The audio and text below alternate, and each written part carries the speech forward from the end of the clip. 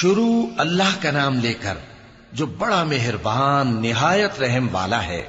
جب آسمان پھٹ جائے گا اور جب تارے جھڑ پڑیں گے اور جب سمندر ابل پڑیں گے اور جب قبریں اکھیڑ دی جائیں گی، تب ہر شخص معلوم کر لے گا کہ اس نے آگے کیا بھیجا تھا اور پیچھے کیا چھوڑا۔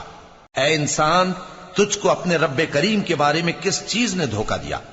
وہی تو ہے جس نے تجھے بنایا، پھر تیرے اعضاء کو درست کیا اور تیری قامت کو معتدل رکھا، جس صورت میں چاہا تجھے جوڑ دیا۔ مگر افسوس تم لوگ جزا کو جھٹلاتے ہو، حالانکہ تم پر نگہبان مقرر ہیں، یعنی معزز کاتبین۔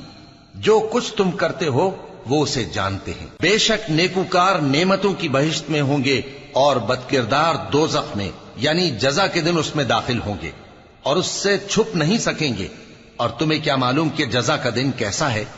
پھر تمہیں کیا معلوم کہ جزا کا دن کیسا ہے؟